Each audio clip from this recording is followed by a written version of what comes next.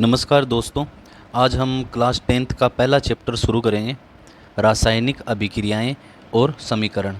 इसमें सबसे पहले हम देखते हैं कि जो रासायनिक अभिक्रिया है वो क्या होती है।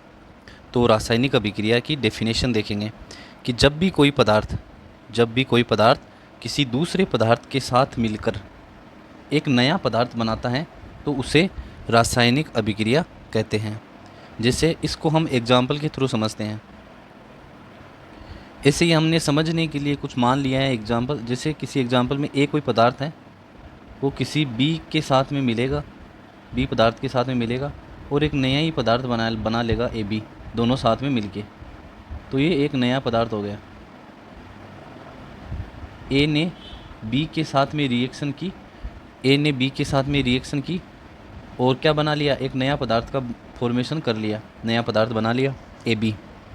तो ऐसी अभिक्रियाएं जिसमें दो पदार्थ साथ में मिलकर एक नया पदार्थ बनाएं, उसे ही हम रासायनिक अभिक्रिया कहते हैं। जैसे हम दूध हैं वो दही में कन्वर्ट हो जाएगा और एक नया पदार्थ बन गया यहाँ पर दही, तो ये भी एक रासायनिक अभिक्रिया है। मतलब दूध अपनी मूल जो अवस्था है उसको छोड़ के दूसरी अवस्था में आ गया, यानी दही में बदल गया, तो यह एक रासायनिक अभिक्रिया है। ऐसे ही लोहे में जंग लगना, यह भी एक रासायनिक अभिक्रिया का एग्जाम्पल है। लोहे में जंग लगता है और जो लोहा है वो अपनी मूल अवस्था को छोड़ देता है और वो दूसरी अवस्था में चला जाता है, यानी जंग लगती है। जब भी लोहे में जंग लगती है तो वो भी एक रासायनिक अभिक्रिया होती है। अब लोहे में जंग लगना, इसको हम चैप्टर के आगे डिटेल में पढ़ेंगे। इस स्लाइड में हम पढ़ेंगे कि कोई रासायनिक जो अभिक्रिया है वो हुई या नहीं, यह हम कैसे जानें। तो नीचे कुछ हमें संकेत दिए गए हैं, तो हम सबसे पहला संकेत पढ़ते हैं। सबसे पहला पढ़ते हैं कि कोई भी जब रिएक्शन होती है तो गैस निकलती है। जैसे कि एसिड की रिएक्शन धातु से कराने पर गैस निकलती है, इसका मतलब यहाँ पर केमिकल रिएक्शन हुई है, यानी रासायनिक अभिक्रिया हुई है। जब भी गैस निकले तो रासायनिक अभिक्रिया हुई है। रंग बदले, जब भी द्रव का रंग बदल जाता है, जैसे कोई द्रव नीला था पहले, उसका रंग बदल कर हरा हो जाए, ऐसे ही समझने के लिए माना है हमने कि कोई नीला द्रव है उसका रंग हरा हो जाए, मतलब रंग बदल जाए, तब भी वहाँ पर रासायनिक अभिक्रिया हुई है।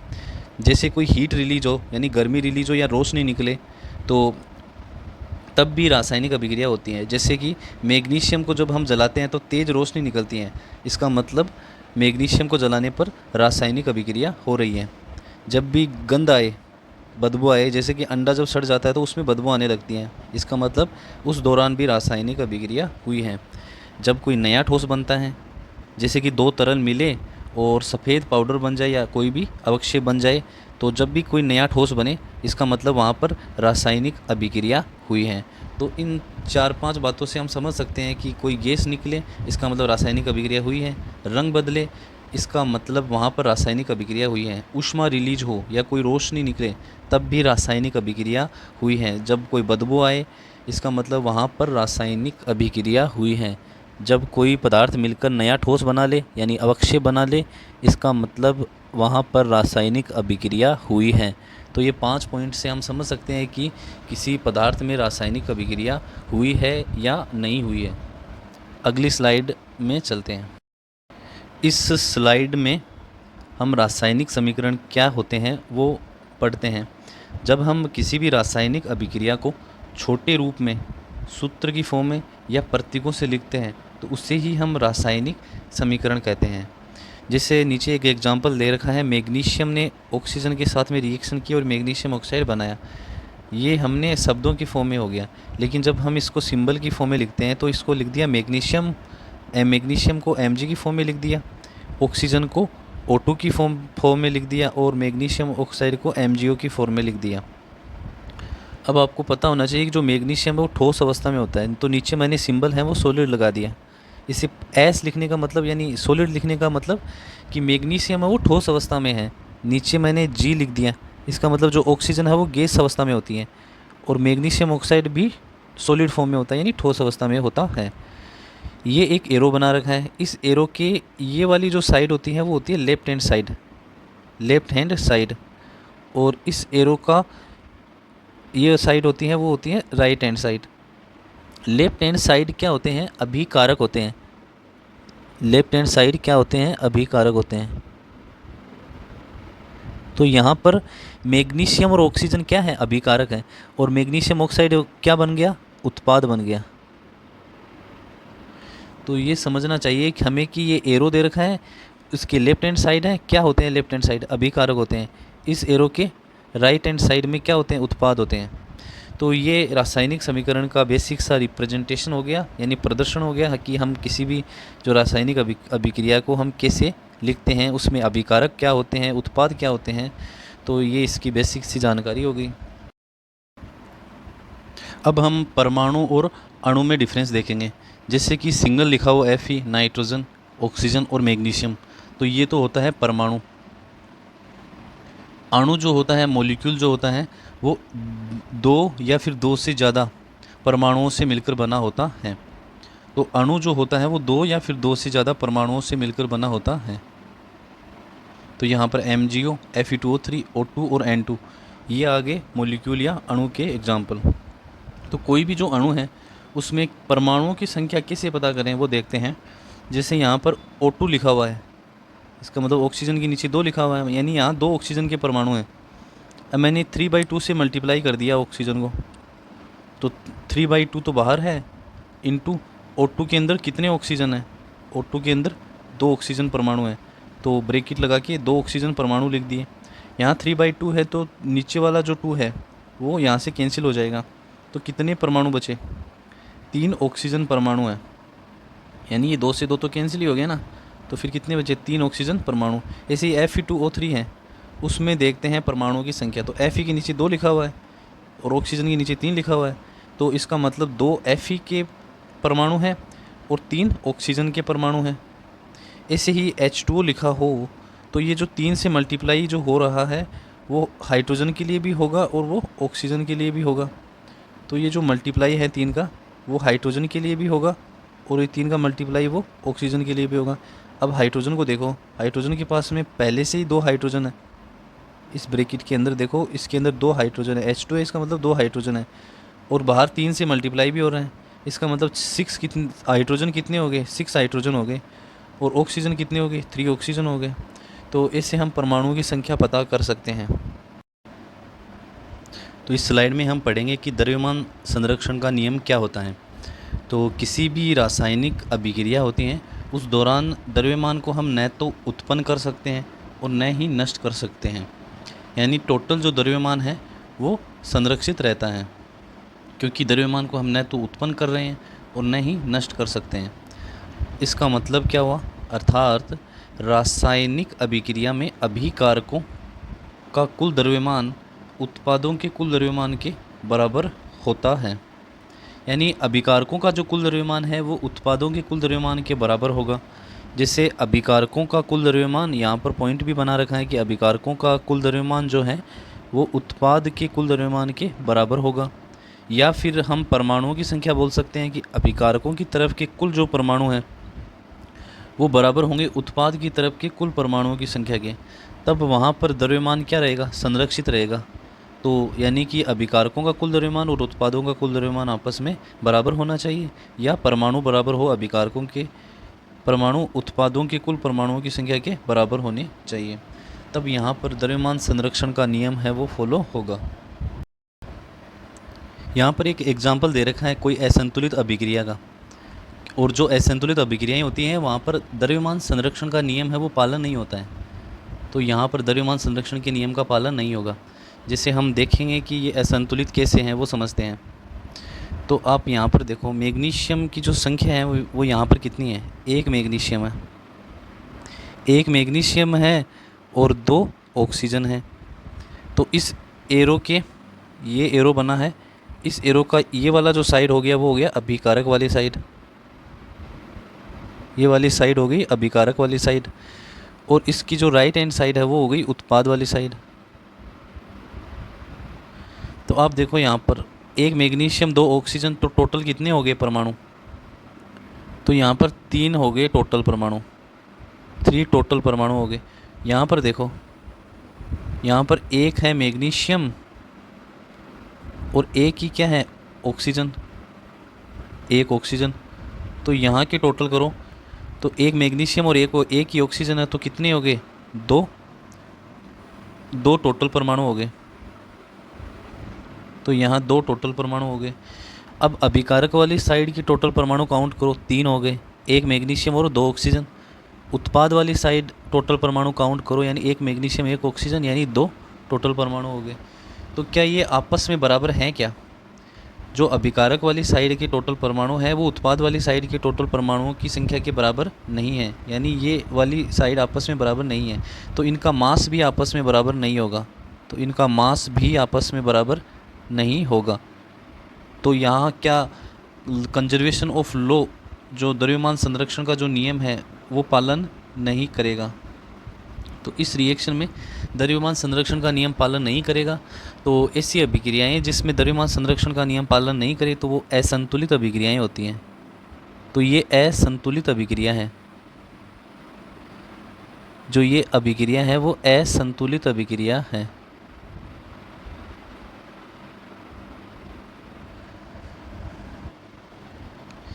अगली स्लाइड में संतुलित अभिक्रिया का उदाहरण दे रखा है। क्यों दे रखा है? क्योंकि यहाँ पर द्रव्यमान संरक्षण के नियम का पालन हो रहा है। अब वो देखते हैं कि कैसे यहाँ पर द्रव्यमान संरक्षण के नियम का पालन हो रहा है। ये एक संतुलित अभिक्रिया है, इसका मतलब यहाँ पर दो मैग्नीशियम है और ऑक्सीजन की संख्या कितनी है? दो ही ऑक्सीजन है। ये वाली जो साइड हो गई वो हो गई अभिकारक वाली साइड, ये वाली साइड हो गई अभिकारक की साइड हो गई, ये हो गया अभिकारक वाली साइड। अब देखते हैं उत्पाद वाली साइड संख्या। उत्पाद वाली साइड ये जो दो है वो मैग्नीशियम के लिए भी लागू होगा, ये दो है वो ऑक्सीजन में भी काउंट होगा। तो यहाँ पर कितने मैग्नीशियम है? दो मैग्नीशियम है और दो ही ऑक्सीजन है, क्योंकि दो का गुणांक बाहर लगा हुआ है। तो यहाँ टोटल अभिकारक वाली साइड टोटल परमाणुओं की संख्या हो गई 4, यानी 4 टोटल परमाणु हो गए। और उत्पाद वाली साइड टोटल परमाणुओं की संख्या हो गई 4। तो परमाणुओं की संख्या 4 दोनों साइड बराबर हैं, इसका मतलब दोनों तरफ मास भी बराबर होंगे। दोनों तरफ ईच एटम भी बराबर हैं। ये जैसे दो मैग्नीशियम है तो दो ही मैग्नीशियम है, दो ऑक्सीजन है तो दो ही ऑक्सीजन है। तो इसका मतलब यहाँ पर मास भी दोनों तरफ यानी अभिकारक और उत्पाद वाली साइड बराबर होंगे। तो इसका मतलब यहाँ पर द्रव्यमान जो मास है वो संरक्षित रह रहा है, यानी मास संरक्षित है दोनों तरफ। इसका मतलब ये कौन सी अभिक्रिया होगी? ये संतुलित अभिक्रिया होगी। तो ये एक संतुलित अभिक्रिया का एग्जाम्पल है। तो ये एक संतुलित अभिक्रिया है।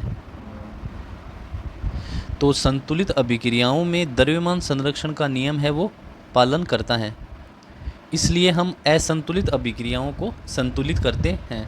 अगली जो स्लाइड आएगी उसके अंदर हम असंतुलित जो अभिक्रियाएं होंगी उसको संतुलित करेंगे, ताकि द्रव्यमान संरक्षण का जो नियम है वो पालन हो।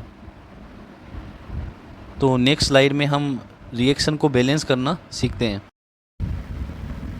इस स्लाइड में हम असंतुलित अभिक्रिया को संतुलित करेंगे, कि असंतुलित अभिक्रिया को संतुलित करना ताकि वो द्रव्यमान संरक्षण के नियम का पालन कर सके। जो असंतुलित अभिक्रिया होती हैं उसमें दोनों साइड यानी अभिकारक और उत्पाद वाली साइड मास बराबर नहीं होता है। तो मास को बराबर करने के लिए मैंने रिएक्शन को क्या किया? संतुलित किया, ताकि वो द्रव्यमान संरक्षण के नियम का पालन कर सके।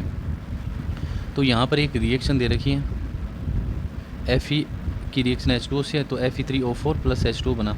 तो ये वाली जो साइड होगी अभिकारक वाली साइड होगी, ये वाली साइड उत्पाद वाली साइड होगी। तो हम इस रिएक्शन को बैलेंस करेंगे।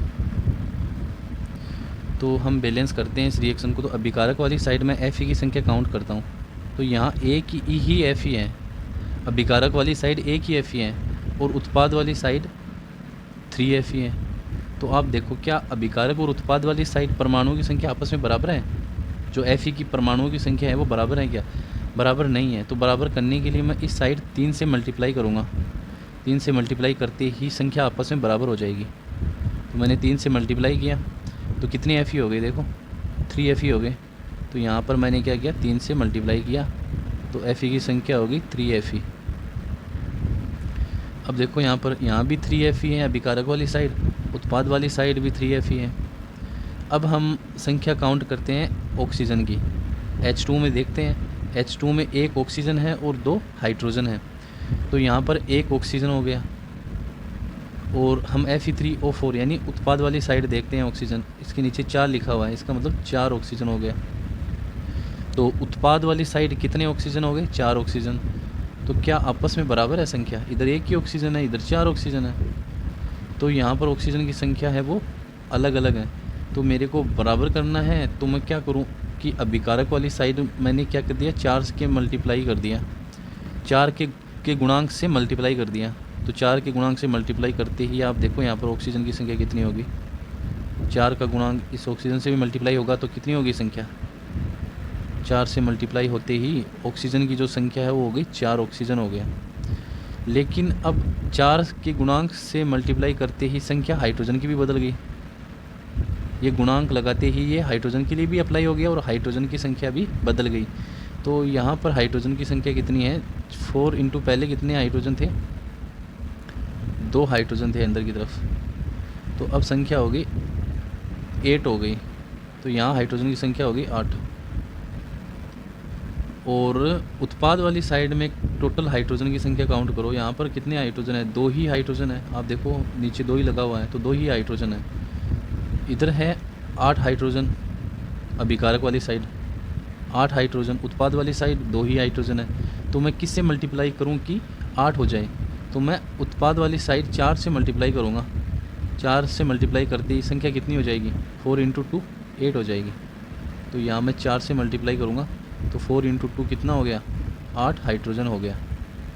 तो अब देखो आप, इधर भी 8 हाइड्रोजन है अभिकारक वाली साइड, उत्पाद वाली साइड भी 8 हाइड्रोजन है, तो दोनों तरफ हाइड्रोजन की संख्या बराबर है। तो ये एक संतुलित अभिक्रिया होगी, क्योंकि यहाँ पर 3 Fe है अभिकारक वाली साइड, 3 Fe उत्पाद वाली साइड है, 4 ऑक्सीजन अभिकारक वाली साइड, 4 ही ऑक्सीजन उत्पाद वाली साइड है, 8 ऑक्सीजन अभिकारक वाली साइड, 8 ही ऑक्सीजन उत्पाद वाली साइड है।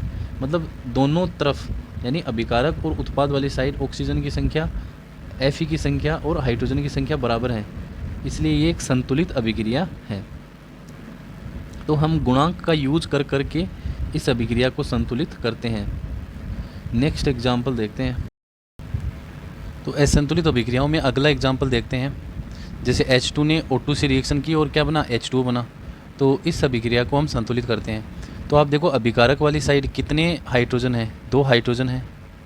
उत्पाद वाली साइड देखो कितने हाइड्रोजन है, इधर भी 2 ही हाइड्रोजन है। तो आप देखो इधर भी 2 हाइड्रोजन है, इधर भी 2 हाइड्रोजन है, तो हाइड्रोजन की संख्या बराबर है। आप अभिकारक वाली साइड ऑक्सीजन की संख्या देखो, इधर ऑक्सीजन की संख्या 2 ऑक्सीजन है। अब देखो उत्पाद वाली साइड, इधर ऑक्सीजन कितने हैं, 1 ही ऑक्सीजन है। तो मैं क्या करूं कि ऑक्सीजन की संख्या दोनों साइड बराबर हो जाए। तो इसको बराबर करने के लिए मैं अभिकारक वाली साइड को 1/2 से मल्टीप्लाई कर देता हूँ, यानी कि O2 है उसको 1/2 से मल्टीप्लाई कर देता हूँ। तो जब 1/2 से मैं मल्टीप्लाई करूँगा तो आप देखना कि 2 से 2 कैंसिल हो गया। तो कितने ऑक्सीजन आ गए, 1 ही ऑक्सीजन आ गया, 1 ऑक्सीजन आ गया। इधर भी 1 ही ऑक्सीजन है, तो इसको हम बैलेंस कर देंगे। तो 1 ऑक्सीजन इधर हो गया, 1 ही ऑक्सीजन इधर है, 2 हाइड्रोजन इधर है, 2 हाइड्रोजन इधर है। तो ये एक संतुलित अभिक्रिया हो गई। अगला टॉपिक है ऊष्माक्षेपी अभिक्रियाएं और ऊष्माशोषी अभिक्रियाएं क्या होती हैं। तो हम सबसे पहले ले रहे हैं ऊष्माक्षेपी अभिक्रियाएं, यानी इसको इंग्लिश में बोलते हैं एक्सोथर्मिक रिएक्शन। तो इसकी हम परिभाषा देखते हैं, वह रासायनिक अभिक्रिया जिसमें ऊष्मा बाहर निकलती हैं उसे ऊष्माक्षेपी अभिक्रिया कहते हैं। मतलब ऐसी रासायनिक अभिक्रिया जिसमें ऊष्मा बाहर निकलती है, ऊष्मा बाहर निकलेगी, ऐसी अभिक्रियाओं को ऊष्माक्षेपी अभिक्रियाएं कहते हैं। जैसे इसका एग्जाम्पल आ जाएगा, जैसे कार्बन और ऑक्सीजन ने रिएक्शन की, कार्बन ने ऑक्सीजन के साथ में रिएक्शन की और CO2 बनाया, और इस दौरान हीट रिलीज हुई बाहर की तरफ, हीट है वो रिलीज हुई, इस दौरान हीट रिलीज हुई। तो ये किसका एग्जाम्पल हो गया, ये एग्जाम्पल हो गया ऊष्माक्षेपी अभिक्रिया का। ऐसे ही इसका सेकंड एग्जाम्पल है श्वसन, रेस्पायरेशन। जब भी हमारे शरीर में ग्लूकोज टूटता है तो वो ऊर्जा देता है। तो जिससे भी ग्लूकोज है उसकी रिएक्शन ऑक्सीजन से होगी तो वो ब्रेक होगा, तो CO2 और H2 में टूट गया और उस दौरान हीट भी रिलीज हुई। तो श्वसन के दौरान ऊष्मा रिलीज होती है, तो इसलिए जो श्वसन है वो एक ऊष्माक्षेपी अभिक्रिया भी होती है। श्वसन को ऊष्माक्षेपी अभिक्रिया भी कहते हैं, क्योंकि उस दौरान हीट रिलीज हो रही है। तो ये आ गया ऊष्माक्षेपीय अभिक्रिया के बारे में। नेक्स्ट है ऊष्मा शोषी, अगली है ऊष्मा शोषी अभिक्रिया। ऊष्मा शोषी अभिक्रिया की परिभाषा देखते हैं। वह रासायनिक अभिक्रिया जिसमें ऊष्मा अवशोषित यानी एब्जॉर्ब की जाती है उसे ऊष्मा शोषी अभिक्रिया कहते हैं। यानी ऊष्मा हमें देनी पड़ेगी अब की बार। जैसे हमने N2 और O2 की रिएक्शन देखी, N2 और O2 ने रिएक्शन की, उस दौरान हमने क्या दी, हीट देनी पड़ती है, हीट की रिक्वायरमेंट होती है, तब जाके वो 2NO में कन्वर्ट हो पाता है। तो यह ऊष्मा लेकर बनती हैं, जो यह रिएक्शन है वो ऊष्मा लेकर बनती है, इसलिए इसे ऊष्माक्षेपीय अभिक्रिया कहते हैं। तो फिर से एक बार डेफिनेशन देख लेते हैं कि ऐसी रासायनिक अभिक्रियाएं जिसमें हमें ऊष्मा अवशोषित की जाती हैं, जिसमें ऊष्मा अवशोषित की जाती हैं उसे ही ऊष्मा शोषी अभिक्रिया कहते हैं। अब हम रासायनिक अभिक्रियाओं के प्रकार पढ़ेंगे। रासायनिक जो अभिक्रियाएं होती हैं उसके प्रकार पढ़ेंगे। तो सबसे पहला जो टाइप है रासायनिक अभिक्रियाओं के प्रकार का वो है संयोजन अभिक्रियाएं। तो संयोजन अभिक्रियाएं क्या होती हैं उसकी परिभाषा की देखते हैं। तो संयोजन अभिक्रियाएं ऐसी अभिक्रियाएं होती हैं जिनमें दो या दो से अधिक अभिकारक मिलकर केवल एक उत्पाद का निर्माण करते हैं। केवल एक उत्पाद उसका निर्माण करेंगे, उसे हम संयोजन अभिक्रिया कहते हैं। तो डेफिनेशन हो गई संयोजन अभिक्रिया की कि दो होंगे या फिर दो से ज़्यादा अभिकारक होंगे आपस में मिलकर केवल एक उत्पाद का निर्माण करते हैं। तो ऐसी अभिक्रियाओं को संयोजन अभिक्रिया कहते हैं। तो इसको हम एग्जाम्पल के थ्रू समझते हैं। ऐसे ही एग्जाम्पल ले रहे हैं कोई, जैसे कोई A है और B, ये दोनों आपस में मिलकर क्या बनाते हैं, एक C प्रोडक्ट का फॉर्मेशन करते हैं। तो यहाँ पर ये वाली जो साइड हो गई वो हो गई अभिकारक वाली साइड, ये हो गई अभिकारक वाली साइड, और ये वाली जो साइड होगी वो होगी उत्पाद वाली साइड। तो यहाँ पर देखो आप, अभिकारक वाली साइड में दो अभिकारक हैं, आपस में मिले और केवल एक उत्पाद का फॉर्मेशन किया। तो ये एक एग्जांपल हो गया। ऐसे ही मैं एक एग्जांपल और ले रहा हूँ, जैसे A है, B है और C है, तीनों आपस में मिलके केवल एक उत्पाद का निर्माण कर रहे हैं D। तो यहाँ पर A, B और C तीन अभिकारक हैं, इसका मतलब दो से ज़्यादा अभिकारक मिलकर उत्पाद का निर्माण कर रहे हैं। तो यहाँ दो से ज़्यादा अभिकारक मिलकर उत्पाद का निर्माण कर रहे हैं। इसको हम एक एग्जांपल के थ्रू समझेंगे। जैसे एक एग्जांपल दे रखा है, कैल्शियम ऑक्साइड जो है CaO, जो ठोस अवस्था में है, वो पानी से रिएक्शन करेगा, जल से रिएक्शन करेगा जो लिक्विड अवस्था में है। तो यहाँ पर दो अभिकारक हैं, वो आपस में रिएक्शन करके केवल एक उत्पाद का निर्माण कर रहे हैं, जिसका नाम है कैल्शियम हाइड्रोक्साइड। CaOH का होल ट्वाइस इसका नाम होता है कैल्शियम हाइड्रोक्साइड। तो केवल एक उत्पाद का निर्माण करते हैं जो एक्वस अवस्था या जलीय अवस्था में होता है। इस दौरान ऊष्मा रिलीज होती है। अब ये जो रिलीज ऊष्मा है उसको हम उत्पाद में काउंट नहीं करेंगे, ये उत्पाद नहीं है, ये तो एक ऊष्मा है जो रिलीज हुई है। मतलब इन दो अभिकारकों के आपस में रिएक्शन करने से केवल एक उत्पाद बनेगा और इस दौरान हीट है वो रिलीज होगी। तो ये उत्पाद में केवल एक उत्पाद बना है, कैल्शियम हाइड्रोक्साइड। तो CaO है उसको मैं बोल देता हूँ बिना बुझा हुआ चूना, और CaOH का होल ट्वाइस कैल्शियम हाइड्रोक्साइड है उसको बोल देते हैं भुजा हुआ चूना। तो नीचे इसकी एक लाइन लिखी हुई है वो पढ़ लेते हैं। इस अभिक्रिया में कैल्शियम ऑक्साइड, जिसको बिना बुझा हुआ चूना बोलते हैं, वो जल से मिलकर केवल एक उत्पाद कैल्शियम हाइड्रोक्साइड, जिसे हम बुझा हुआ चूना भी कहते हैं, ऐसी अभिक्रियाओं को हम संयोजन अभिक्रियाएं कहते हैं। इसके और भी एग्जाम्पल हैं, वो देखेंगे आगे वाली स्लाइड में। संयोजन अभिक्रियाओं के कुछ अन्य एग्जाम्पल, जैसे मैं कोयले का दहन बोल रहा हूँ, जब भी दहन जो शब्द आ जाए उस समय आप समझ लेना कि ये रिएक्शन हो रही है, वो ऑक्सीजन से रिएक्शन करवानी है, अपने को ऑक्सीजन से रिएक्शन करवानी है। तो यहाँ पर कार्बन है वो ठोस अवस्था में होता है और दहन हुआ है तो ऑक्सीजन से रिएक्शन करेगा, और इन दोनों अभिकारकों की आपस में रिएक्शन करने से केवल एक उत्पाद का फॉर्मेशन हुआ है, CO2, कार्बन डाइऑक्साइड। गैसीय अवस्था में होती है ये CO2। तो दो अभिकारक आपस में मिलकर केवल एक उत्पाद का निर्माण कर रहे हैं, तब ये भी संयोजन अभिक्रिया होगी। ऐसे ही जल का निर्माण में भी H2 और O2 आपस में रिएक्ट करेंगे और फॉर्मेशन करेंगे H2O का, यहाँ कितने अभिकारक हैं? यहाँ भी 2 अभिकारक आपस में मिलकर केवल एक उत्पाद का निर्माण कर रहे हैं, H2O। तो ये भी एक संयोजन अभिक्रिया होगी। अगली जो रासायनिक अभिक्रियाओं के टाइप में देखेंगे हम वियोजन अभिक्रिया। तो रासायनिक अभिक्रियाओं के प्रकार में अगली रासायनिक अभिक्रिया है वियोजन अभिक्रिया। वियोजन अभिक्रिया, डिकम्पोजिशन रिएक्शन, इसकी परिभाषा है वो क्या होती है वो देखते हैं। इसमें एक बड़ा यौगिक टूटकर 2 या 2 से अधिक सरल पदार्थों में बदल जाता है। मतलब एक बड़ा यौगिक टूटेगा 2 या 2 से अधिक सरल पदार्थों में। इस क्रिया को वियोजन अभिक्रिया या डिकम्पोजिशन रिएक्शन कहते हैं। जैसे हम इसको समझने के लिए कुछ एग्जाम्पल लेते हैं। जैसे मैं यहाँ पर कुछ एग्जाम्पल ले रहा हूँ। जैसे AB कोई मॉलिक्यूल है, AB कोई मॉलिक्यूल है, वो ब्रेक होगा A और B में, यानी ये कोई बड़ा यौगिक है, ये बड़ा यौगिक है, वो 2 सरल यौगिकों में, 2 सरल पदार्थों में बदलेगा। ये हो गया सिंपल यानी सरल यौगिक।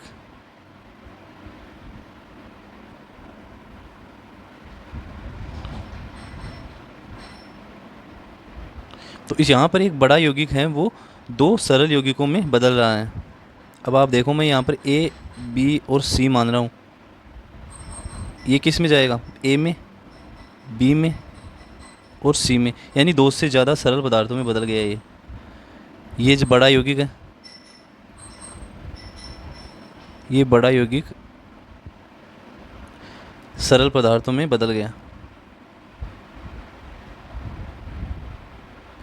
तो आप यहाँ पर देखो कि ये बड़ा जो यौगिक है, बड़ा यौगिक वो 2 सरल पदार्थों में बदल गया, मतलब ब्रेक होगा। और यहाँ पर ये बड़ा यौगिक है वो 3 सरल पदार्थों में बदल गया, यानी 2 से ज़्यादा सरल पदार्थों में बदल गया। तो इसको समझने के लिए है कि एक बड़ा यौगिक टूटेगा, वो 2 या 2 से अधिक सरल पदार्थों में बदल जाता है। तो ये बड़ा यौगिक है वो ब्रेक हुआ, टूटा, और ये टूटेगा A और B में बदल गया। अब इसका जो ब्रेक होना है, यानी इसका जो टूटना है, बड़े मॉलिक्यूल का टूटना जो है वो 3 टाइप से हो सकता है। इसी आधार पर हम वियोजन अभिक्रियाओं के टाइप देखेंगे। वियोजन अभिक्रियाओं के टाइप। वियोजन अभिक्रियाओं के प्रकार में जो सबसे पहली जो अभिक्रिया है वो है ऊष्मीय वियोजन। इसको थर्मल डिकम्पोजिशन भी बोलते हैं। दूसरी है प्रकाश वियोजन, और जो थर्ड है वो है विद्युत वियोजन। इसको इलेक्ट्रोलाइटिक डिकम्पोजिशन भी कहते हैं। ऊष्मीय वियोजन, उसमें एग्जाम्पल है, उसमें एग्जाम्पल लेते हैं हम। जैसे कोई AB है, उसको मैं ऊष्मा दे रहा हूँ, इस बड़े मॉलिक्यूल को मैंने ऊष्मा दी, तो ये ब्रेक हो गया 2 सरल पदार्थों में। किसके कारण? ऊष्मा के कारण। तो इसको बोल देते हैं ऊष्मीय वियोजन। आप देखो ऊष्मा दी मैंने, तो इस वियोजन को बोलते हैं ऊष्मीय वियोजन, क्योंकि ये ऊष्मा के कारण 2 सरल पदार्थों में बदल गया। ये क्या है? सरल पदार्थ है।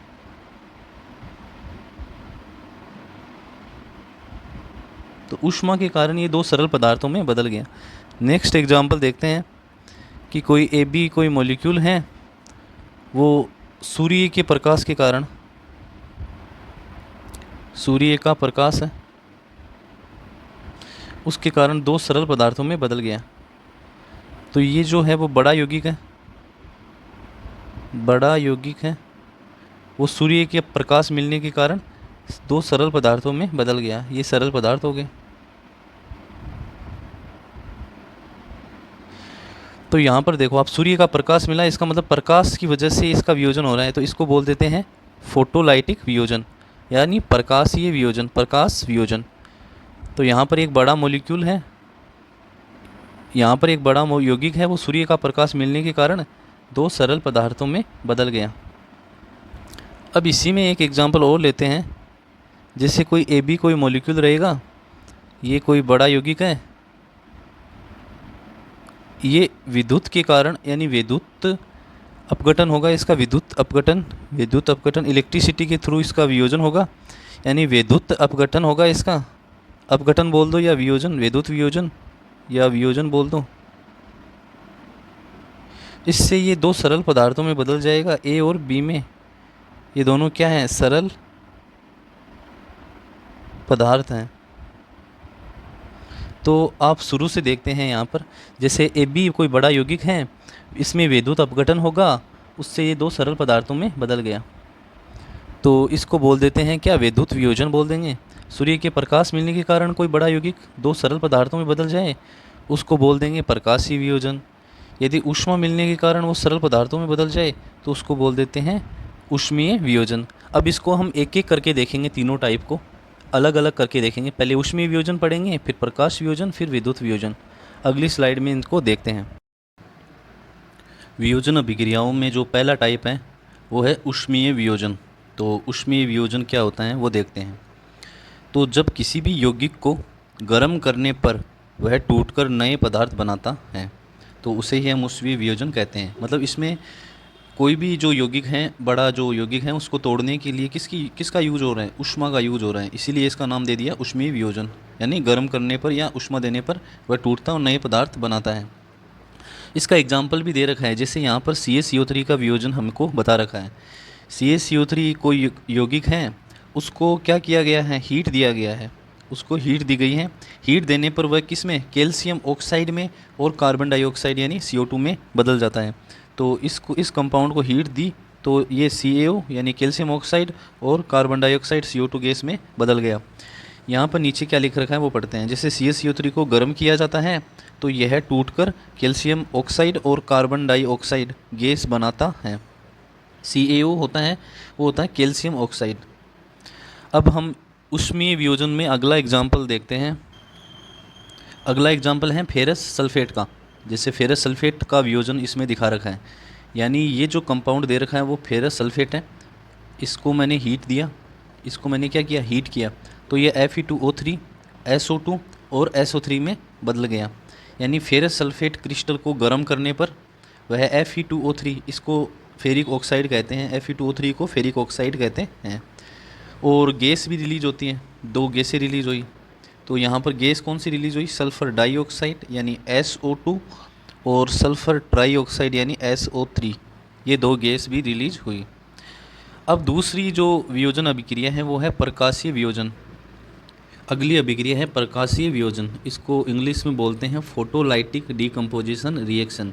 इसमें क्या होता है, यहाँ पर प्रकाश शब्द यूज हुआ है, यानी कि कोई भी यौगिक है उसको वियोजित होने के लिए किसकी ज़रूरत पड़ती है, प्रकाश की ज़रूरत पड़ती है, यानी सूर्य के प्रकाश की वहाँ पर ज़रूरत पड़ेगी। जब किसी भी यौगिक को सूर्य के प्रकाश से तोड़ा जाए तो वो प्रकाशीय वियोजन होता है। जैसे यहाँ पर एग्जाम्पल दे रखा है, AgCl है, उसको सूर्य के प्रकाश मिलते ही वह किस में ब्रेक हो गया, वो किस में टूट गया, Ag और Cl2 में टूट गया। तो AgCl को सूर्य का प्रकाश मिला तो वो ब्रेक हो गया सरल पदार्थों में, Ag और Cl2 में। ऐसे ही अगला एग्जाम्पल है AgBr का। अब AgBr को भी सूर्य का प्रकाश मिला तो वो किस में बदल गया, Ag + Br2 में। तो ये दो एग्जाम्पल आ गए, AgCl और AgBr। सूर्य के प्रकाश मिलते ही वो दो सरल पदार्थों में बदल जाएंगे। इसमें जो AgCl और AgBr का यूज क्या होता है, तो इस अभिक्रिया का जो उपयोग है वो श्याम श्वेत फोटोग्राफी में किया जाता है। मतलब जो पहले पुराने ज़माने के कैमरे होते थे उनमें इन दोनों यौगिकों का यूज किया जाता है। यानी लाइट पड़ते ही वो इसमें ब्रेक हो जाता है, Ag और Br2 और Ag और Cl2 में। तो श्याम श्वेत फोटोग्राफी में यूज किया जाता है AgCl और AgBr का। अगली जो अभिक्रिया है वो विद्युत अपघटन है या विद्युत वियोजन है। तो थर्ड जो है वो वियोजन में का टाइप है वो है विद्युत अपघटन या वियोजन। तो विद्युत अपघटन बोल देते हैं या उसको वियोजन बोल देते हैं। तो जब किसी भी यौगिक को तोड़ने के लिए किसकी ज़रूरत पड़ती है, विद्युत की ज़रूरत पड़ती है, विद्युत या बिजली या इलेक्ट्रिसिटी की ज़रूरत पड़ती है उसमें। मतलब किसी भी यौगिक को विद्युत से तोड़ा जाए, यानी हम विद्युत का यूज करके कोई भी यौगिक कंपाउंड है उसको तोड़ रहे हैं, तब वो आ जाएगा विद्युत अपघटन में या वियोजन में। तो इसमें जो एग्जाम्पल दे रखा है वो जल का वियोजन दे रखा है, इलेक्ट्रोलाइसिस ऑफ वाटर दे रखा है। तो यहाँ पर एक वाटर का मॉलिक्यूल दे रखा है, इसमें मैंने विद्युत यानी बिजली पास की। जब मैंने इसमें विद्युत या बिजली पास की, पानी के अंदर मैंने विद्युत या बिजली पास की, तो वो दो कंपाउंड में टूट गया, सिंपल सरल पदार्थों में टूट गया। तो किस में टूटा, H2 में टूट गया और ऑक्सीजन में टूट गया। ऑक्सीजन तो गैस होती हैं, तो टूट गया H2 में और O2 में। तो H2O में मैंने विद्युत पास की तो वो दो सरल पदार्थों में टूट गया। तो यहाँ पर लिखा हुआ है, यही लाइन लिखी हुई है कि पानी में बिजली डालने पर वह टूटकर हाइड्रोजन गैस बना लेता है और ऑक्सीजन गैस बनाता है। तो हाइड्रोजन गैस बनी और ऑक्सीजन गैस बनी, यही लाइन यहाँ पर लिखी हुई है। तो ये 3 टाइप की हो गई वियोजन अभिक्रियाएँ।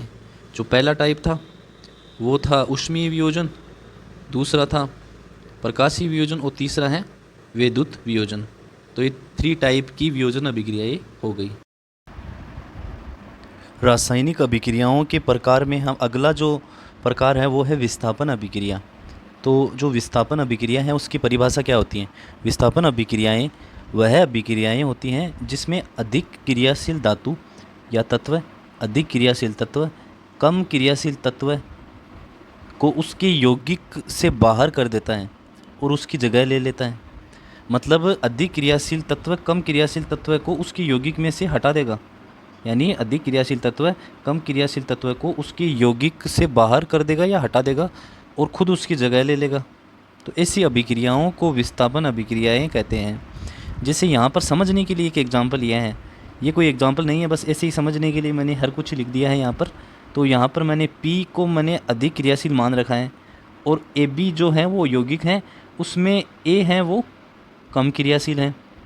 अब आप ये जो P है वो अधिक क्रियाशील है और A है वो कम क्रियाशील है, तो A कम क्रियाशील होने के कारण बाहर हो गया और P है वो इसकी जगह ले लेता है। क्योंकि P अधिक क्रियाशील है तो वो इस A को बाहर कर देगा क्योंकि वो कम क्रियाशील है।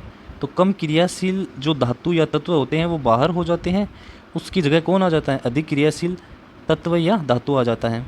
तो अधिक क्रियाशील ने कम क्रियाशील को रिप्लेस कर दिया। तो आप यहाँ पर देखो उत्पाद वाली साइड में, ये वाली साइड उत्पाद वाली साइड हो गई। तो इस यौगिक में A है वो हट गया और उसकी जगह कौन आ गया? P आ गया। P है वो क्या है? अधिक क्रियाशील है, ये अधिक क्रियाशील था तो इसने कम क्रियाशील को बाहर कर दिया और ख़ुद उसकी जगह आ गया।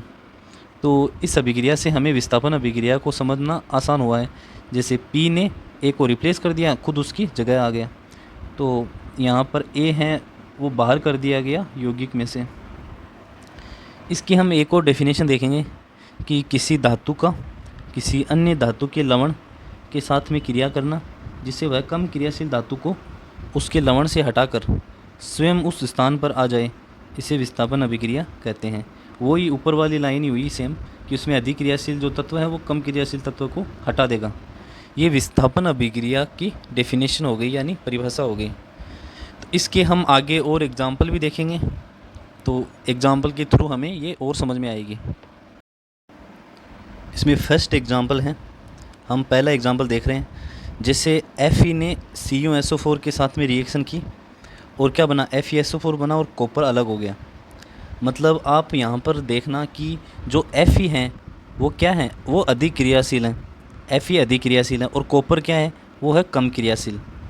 तो इस लवण में से कॉपर है वो हट गया, कॉपर हट गया, Cu है वो हट गया और उसकी जगह कौन आ गया? Fe आ गया।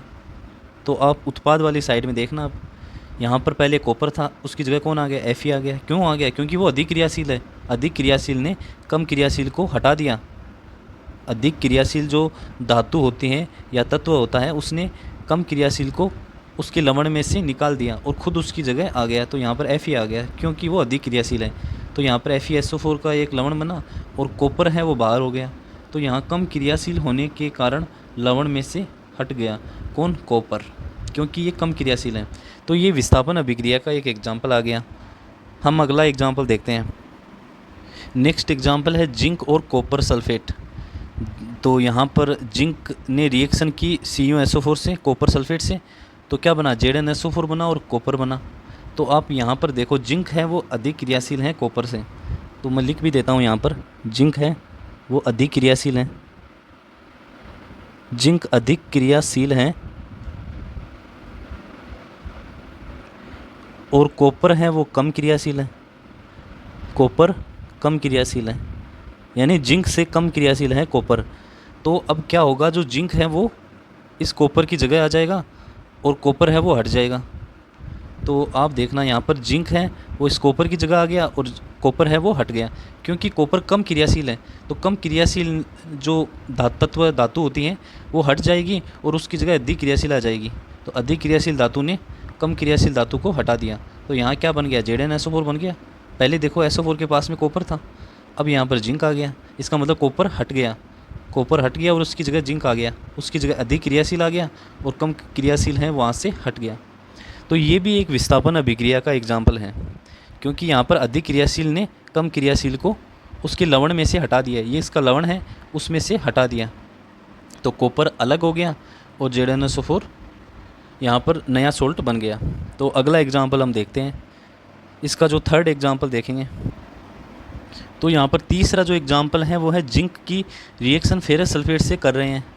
तो आप देखो, जिंक ने रिएक्शन की FeSO4 से, क्या बना, ZnSO4 और Fe अलग हो गया।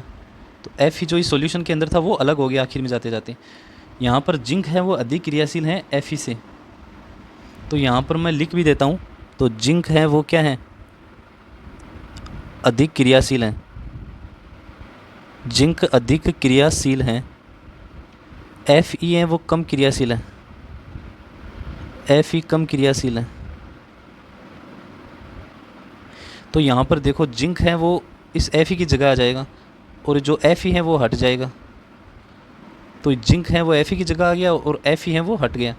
तो आप यहाँ पर देखो कि जिंक ने क्या किया, अधिक क्रियाशील होने के कारण Fe को हटा दिया, क्योंकि Fe कम क्रियाशील है। तो Fe है वो हट गया, जिंक उसकी जगह आ गया। तो यहाँ पर ZnSO4 बन गया और Fe है यानी आयरन है वो हट गया। तो यहाँ पर Fe हट गया और उसकी जगह कौन आ गया, जिंक आ गया। तो एक नया ही सोल्ट बन गया। अब हम विस्थापन अभिक्रिया का इसका निष्कर्ष देख लेते हैं, एक समरी देखते हैं। विस्थापन अभिक्रिया होती क्या थी, क्या होती है विस्थापन अभिक्रिया, कि एक अधिक क्रियाशील धातु कम क्रियाशील धातु को उसके लवण से बाहर यानी निकाल देती है, यानी अधिक क्रियाशील धातु कम क्रियाशील धातु को उसके लवण से बाहर निकाल देती हैं। ऐसी अभिक्रियाओं को विस्थापन अभिक्रिया कहते हैं। रासायनिक अभिक्रियाओं के प्रकार में अगला जो प्रकार है वो है द्विविस्थापन अभिक्रिया, यानी डबल डिस्प्लेसमेंट रिएक्शन। इसकी जो परिभाषा है वो क्या होती है, जब दो विभिन्न यौगिकों के आयन आपस में अदल बदल कर दो नए यौगिक बनाते हैं तो इसे द्विविस्थापन अभिक्रिया कहते हैं।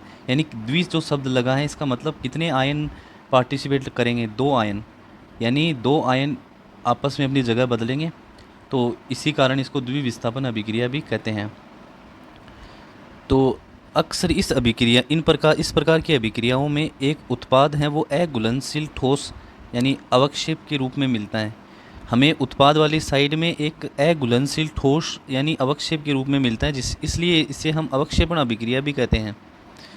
जैसे कोई एग्जाम्पल दे रखा है हमें समझने के लिए, AB और PQ जो यौगिक हैं वो आपस में रिएक्ट कर रहे हैं और क्या बना, AQ और PQ बना। तो इसको हम और डिटेल से समझते हैं। जैसे यहाँ पर नेक्स्ट जो प्रोडक्ट बना वो AQ और PB बना है, तो A है वो उसने क्या किया है, इस P को रिप्लेस कर दिया और इस P की जगह कौन आ गया, A आ गया। ऐसे ही ये जो P है वो हटकर किसकी जगह चला गया, वो चला गया A की जगह। यानी कि दो आयनों ने आपस में अपनी जगह का आदान प्रदान कर लिया, यानी A चला गया इस P की जगह और P चला गया A की जगह। तो आप उत्पाद वाली साइड देखो यहाँ पर P की जगह तो आ गया A और A की जगह आ गया P, तो यहाँ पर AQ और PB दो नए उत्पाद बन गए, यानी कि दो आयनों ने आपस में अपनी जगह का आदान प्रदान कर लिया। तो ऐसी अभिक्रियाओं को द्विविस्थापन अभिक्रियाएं कहते हैं।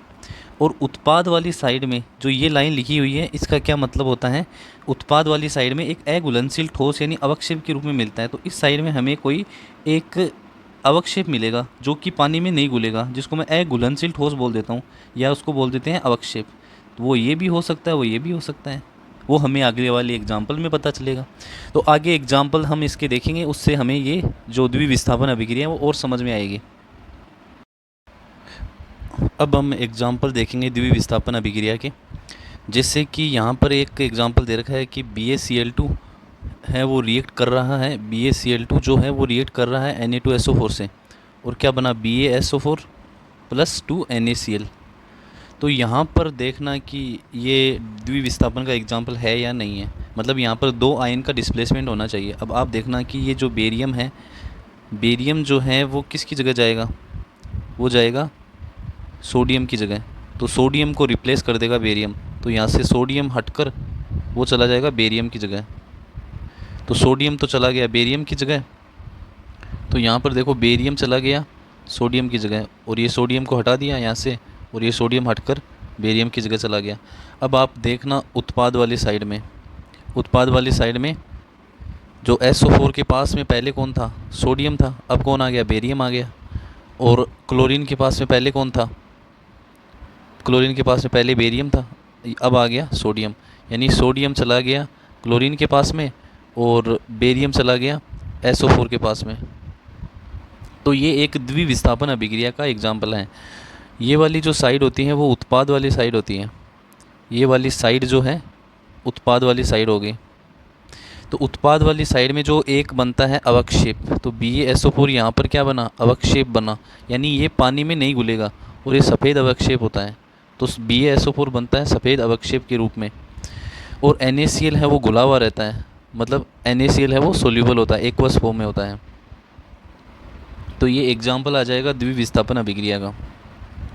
अगला एग्जाम्पल है, इसने PbNO3 के होल ट्वाइस ने रिएक्शन की KI से, और क्या बना, PbI2 बना और KNO3 बना। तो इसको देखते हैं हम। अब देखना यहाँ पर Pb है वो किसके पास, किसको रिप्लेस कर देगा, पोटेशियम को रिप्लेस कर देगा, और पोटेशियम है वो किसको रिप्लेस कर रहा है, वो Pb को रिप्लेस कर रहा है।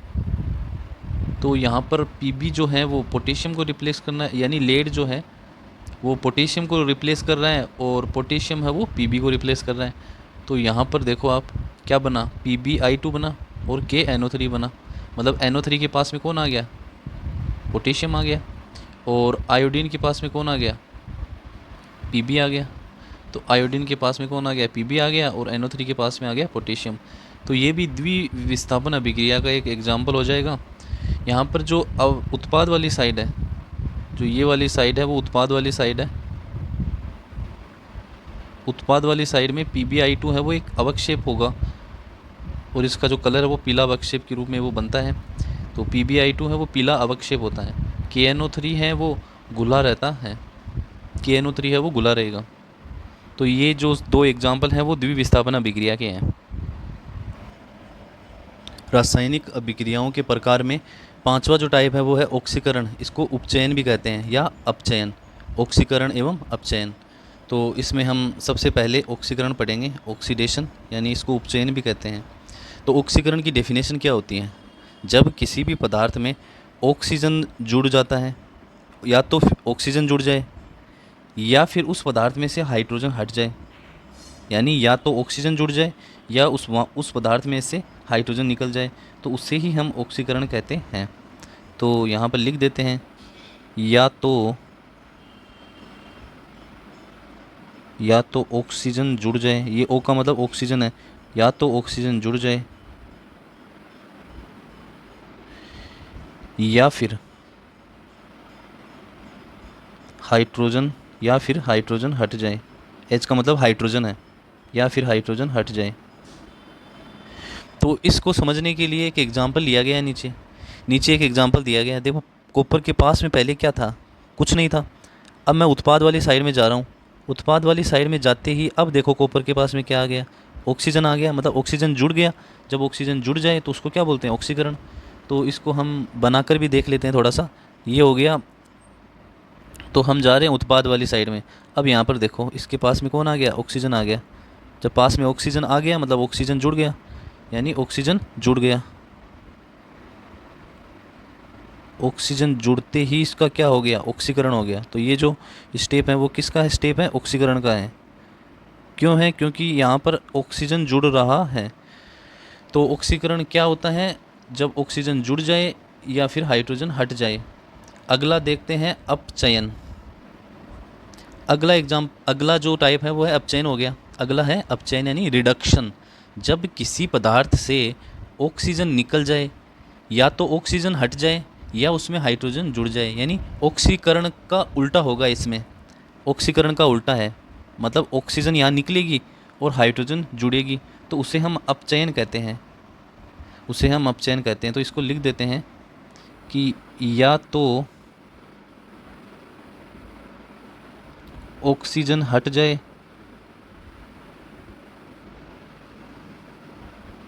या फिर हाइड्रोजन जुड़ जाए, या तो ऑक्सीजन हट जाए या हाइड्रोजन जुड़ जाए। तो इसका एग्जाम्पल हम समझेंगे, नीचे एग्जाम्पल लिख रखा है। जैसे आप देखो, ये एक रिएक्शन दे रखी है, तो इस रिएक्शन में मैं कॉपर के पास में कौन है, यहाँ पर देखो कॉपर के पास में ऑक्सीजन है। अब मैं उत्पाद वाली साइड में जा रहा हूँ, तो अब इसके कॉपर के पास में ऑक्सीजन है या नहीं है, कॉपर के पास में अब ऑक्सीजन नहीं है। इसका मतलब कॉपर से यहाँ से क्या हो गया, ऑक्सीजन का हट गया, ऑक्सीजन हट गया यहाँ पर। तो ऑक्सीजन का हटना अपचयन होता है, तो ऑक्सीजन है वो हट गया, यानी इसमें क्या हो रहा है, अपचयन हो रहा है।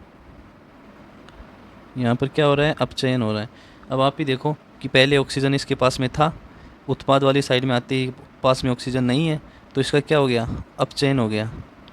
तो ऑक्सीजन हट जाए तो उसको क्या कहते हैं, अपचयन कहते हैं। या फिर कोई और रिएक्शन रहेगी, उसमें हाइड्रोजन यदि जुड़ता हुआ दिखे तो वो भी क्या होती हैं, वो भी अपचयन होती है। नेक्स्ट हम देखते हैं रेडॉक्स रिएक्शन। रेडॉक्स अभिक्रियाएं क्या होती हैं, रेडॉक्स अभिक्रियाएं होती है कि कोई एक ही रिएक्शन रहेगी, एक ही रिएक्शन रहेगी जिसमें एक पदार्थ का तो होगा ऑक्सीकरण और दूसरे पदार्थ का होगा अपचयन। इसे ही हम रेडॉक्स रिएक्शन कह देंगे। यानी एक पदार्थ ऑक्सीकरण हो रहा होगा और दूसरे पदार्थ का अपचयन हो रहा होगा, तो ऐसी अभिक्रियाओं को ही हम रेडॉक्स रिएक्शन कहते हैं। यानी एक ही समय पर कोई पदार्थ ऑक्सीजन जोड़ता है, यानी उसका होगा ऑक्सीकरण, ऑक्सीजन जोड़ रहा है इसका मतलब ऑक्सीकरण हो रहा है। दूसरे पदार्थ से ऑक्सीजन हट रहा होगा, यानी उसका हो रहा होगा अपचयन। तो हमें नीचे एक रिएक्शन दे रखी है, इसमें जो कार्बन है उसके पास में ऑक्सीजन नहीं है, लेकिन उत्पाद वाली साइड में आते ही ऑक्सीजन जुड़ गया, तो इसका हो गया ऑक्सीकरण। अब यहाँ पर जिंक के पास में ऑक्सीजन है, उत्पाद वाली साइड में जिंक के पास में ऑक्सीजन नहीं है, यानी ऑक्सीजन हट गया, यानी इसका हो गया अपचयन। तो इसको हम समझते हैं। देखो आप कार्बन को देखो, यहाँ पर क्या पास में ऑक्सीजन है, क्या नहीं है, और उत्पाद वाली साइड में हम गए, अब कार्बन के पास में ऑक्सीजन जुड़ गया, यानी ऑक्सीजन जुड़ गया, तो ऑक्सीजन का जुड़ना क्या हो गया, ऑक्सीकरण हो गया। ऑक्सीजन जुड़ जाए तो उसका ऑक्सीकरण हो जाता है, तो कार्बन का क्या हो गया, ऑक्सीकरण हो गया। और इसमें देखना आप, इसके पास में क्या है, पहले ऑक्सीजन था, अब मैं गया उत्पाद वाली साइड में, ये होगी उत्पाद वाली साइड, यहाँ पर जिंक के पास में ऑक्सीजन नहीं है, तो इसका मतलब यहाँ से ऑक्सीजन हट गया, ऑक्सीजन हट गया, यानी इसका क्या हो गया, अपचयन हो गया। जिंक ऑक्साइड का क्या हो गया, अपचयन हो गया, यानी ऑक्सीजन हट गया। तो ये रिएक्शन तो एक ही है, पूरी की पूरी रिएक्शन तो एक ही है, लेकिन इस रिएक्शन में अपचयन भी हो रहा है, ऑक्सीकरण भी हो रहा है, अपचयन भी हो रहा है, ऑक्सीकरण भी हो रहा है, तो इससे रेडॉक्स रिएक्शन कहते हैं। तो ऐसी रिएक्शन जिसमें अपचयन भी हो और ऑक्सीकरण भी हो, तो ऐसी अभिक्रियाओं को रेडॉक्स अभिक्रियाएं कहते हैं। नेक्स्ट जो स्लाइड होगी उसमें हम संक्षारण पढ़ेंगे। अगला टॉपिक देखेंगे संक्षारण यानी कोरिजन। तो संक्षारण क्या होता है, जब धातुएं जैसे कि लोहा, तांबा, चांदी आदि हवा में मौजूद ऑक्सीजन से या नमी यानी H2O वाटर वेपर के संपर्क में आती हैं, तो उनके ऊपर धीरे धीरे एक परत बन जाती है। यह परत धातु को अंदर से कमज़ोर कर देती है। इसी प्रक्रिया को जंग लगना या कोरिजन कहते हैं। तो रिएक्शन किससे होती है, हवा में मौजूद ऑक्सीजन से या नमी यानी H2O से रिएक्शन होगी, तो उसके संपर्क में आते ही उसके ऊपर एक परत बनना शुरू हो जाती है, जिससे यह परत है वो धातु को क्या करती है, अंदर से कमज़ोर कर देती है, और इसी प्रक्रिया को जंग लगना या कोरिजन कहते हैं। तो आगे वाली स्लाइड में हम इसके एग्जाम्पल देखेंगे। तो यहाँ पर इस स्लाइड में हम उदाहरण देखेंगे, जैसे कि लोहा यानी आयरन। लोहा, जो लोहा होता है वो हवा में मौजूद किससे, ऑक्सीजन से, और नमी के संपर्क में आने पर उस पर भूरे रंग की परत, किस कलर की परत बनती है, आयरन पर यानी लोहे पर भूरे रंग की परत बनती है, लोहे पर भूरे रंग की परत बनती है, जिसे हम जंग या रस्ट कहते हैं। तो हवा के संपर्क में और नमी के संपर्क में आने पर जो लोहा है उस पर एक भूरे रंग की परत बन जाती है, जिसको हम जंग कहते हैं यानी रस्ट कहते हैं। इसका रासायनिक जो फॉर्म होता है वो देख लेते हैं। जैसे Fe है वो हो गया आयरन यानी लोहा। उसने किससे रिएक्शन की? ऑक्सीजन से रिएक्शन की हवा में मौजूद, और नमी यानी H2O से रिएक्शन की, यानी ऑक्सीजन से रिएक्शन की और नमी से रिएक्शन की यानी H2O से रिएक्शन की। तो उत्पाद में क्या बना?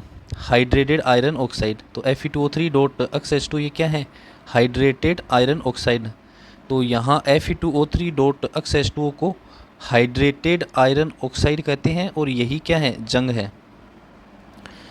तो अन्य धातुओं में भी जंग लगती हैं, जो और धातुएं हैं जैसे कि तांबा हो गया यानी कॉपर हो गया, जो चांदी है सिल्वर है वहाँ उसमें भी जंग लगती हैं। जैसे तांबा जो कॉपर है वो हवा के संपर्क में आने पर उस पर हरे रंग की परत चढ़ जाती है, यानी उस पर हरे रंग की परत बन जाती है।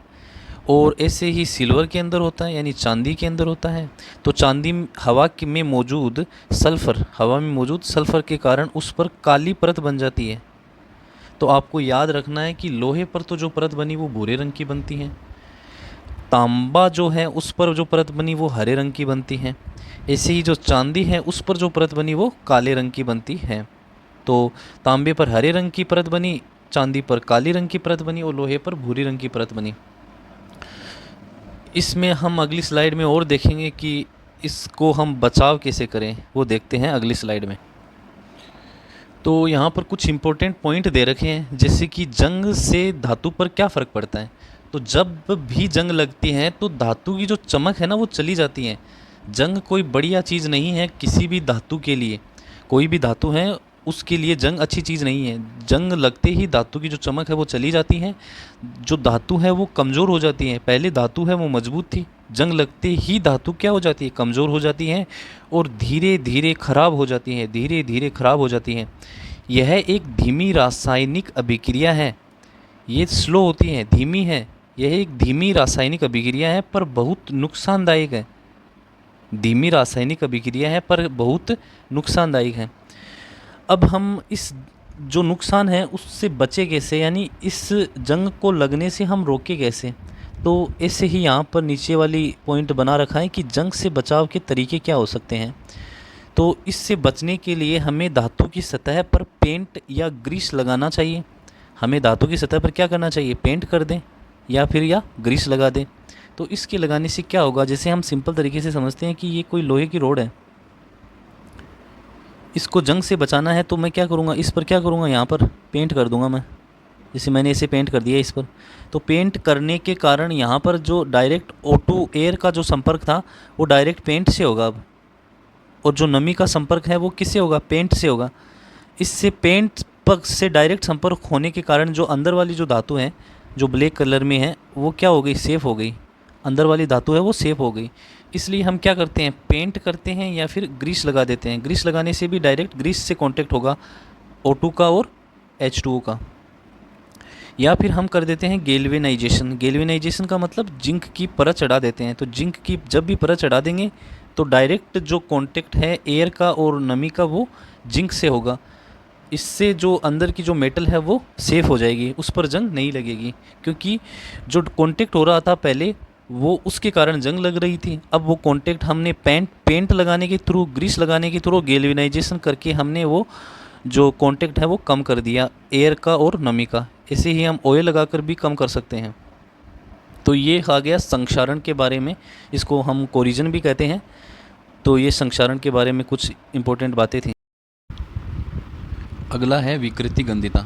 जब हम तेल को घी और वसा जो होती हैं, फैटी जो सब्सटेंस होते हैं, उसको कुछ समय तक खुले में रखते हैं तो हवा में मौजूद जो ऑक्सीजन है उसके साथ में वो प्रतिक्रिया कर लेते हैं, जिसके कारण वो ख़राब गंध और स्वाद पैदा कर देते हैं। यानी कि तेल और घी में से अजीब सी दुर्गंध आने लगती हैं और उसका स्वाद भी बिगड़ जाता है। इसी को विकृति गंधिता या रेंसिडिटी कहते हैं। अब अगला पॉइंट है कि विकृति जो गंधिता है वो कैसे होती है। जैसे ये कोई खाना रखा हुआ है, जैसे ये कोई तेल या घी रखा हुआ है, तो ये वायु में मौजूद जो हवा में मौजूद ऑक्सीजन से रिएक्ट कर जाएगा। रिएक्शन को क्या कहते हैं? इसका क्या हो गया आप खाने का? ऑक्सीकरण हो गया। ऑक्सीकरण हो गया। यानी यही लाइन लिखी हुई है कि तेल और घी में ऑक्सीजन के साथ में अभिक्रिया से ऑक्सीकरण होता है, यानी ऑक्सीडेशन होता है। जैसे तेल और घी यदि ऑक्सीजन के साथ में रिएक्शन करेंगे, ऑक्सीजन के साथ में अभिक्रिया से उसका क्या होता है, ऑक्सीकरण होता है। और जब इनका ऑक्सीकरण होता है तो इनमें खराब गंध वाले पदार्थ बन जाते हैं। जब इनका ऑक्सीकरण होता है तो इनमें खराब गंध वाले पदार्थ बन जाएंगे। यही कारण है कि बासी खाना और पुराना तेल व घी खाने लायक नहीं रहता है। क्यों नहीं रहता है? क्योंकि वो ऑक्सीजन के संपर्क में रहने के कारण उसका क्या हो गया, ऑक्सीकरण हो गया। अब हमें विकृति गंधिता के बचाव देखते हैं कि इसको कम कैसे किया जाए, विकृति गंधिता को, रेंसिडिटी के उपाय। विकृति गंधिता से बचने के तरीके हैं, मतलब हमें खाने के अंदर एंटीऑक्सीडेंट मिलाना चाहिए ताकि ऑक्सीकरण है वो कम से कम हो या न हो, ऑक्सीकरण न हो। एंटीऑक्सीडेंट को मिलाना चाहिए। हमें वैक्यूम पैकिंग करनी चाहिए, बहुत ही टाइट पैकिंग करनी चाहिए ताकि जो ऑक्सीजन है वो अंदर की तरफ न आ सके, यानी वैक्यूम पैकिंग करनी चाहिए। या जो पैकिंग कर रहे हैं उसके अंदर नाइट्रोजन गैस में पैकिंग की जानी चाहिए। नाइट्रोजन गैस में पैकिंग करेंगे, जैसे नाइट्रोजन गैस में पैकिंग करते हैं चिप्स के अंदर, क्योंकि वो कम क्रियाशील होती है। नाइट्रोजन गैस कम क्रिया कर पाती है खाने के साथ में, और वो खाना है वो लंबे समय तक रह पाता है, खाना ख़राब नहीं होगा। जैसे चिप्स के अंदर हम नाइट्रोजन गैस डालते हैं जिससे चिप्स हैं वो लंबे समय तक चलते हैं। ठंडी जगहों पर रखना चाहिए हमें खाने को, जैसे कि रेफ्रिजरेटर हो गया। और सूखी जगह पर जैसे हमें बंद डिब्बे में रखना चाहिए ताकि जो हवा का संपर्क है वो कम हो। एकदम बढ़िया क्वालिटी के बंद डिब्बे हो, उसके अंदर खाने को रखना चाहिए। उसमें रखने से जो हवा का कांटेक्ट है, खाना और हवा का जो कांटेक्ट है वो मिनिमम होगा, जिससे खाना है वो ज़्यादा समय तक चल पाता है। तो ये आ गया विकृत गंधिता के बारे में कुछ बातें। तो विकृति गंधिता से बचने के ये तरीके थे 3। हमें एंटीऑक्सीडेंट मिलाना चाहिए, वैक्यूम पैकिंग करनी चाहिए और बंद डिब्बों में रखना चाहिए। और नाइट्रोजन गैस में भी पैकिंग कर सकते हैं हम, जैसे चिप्स में करते हैं।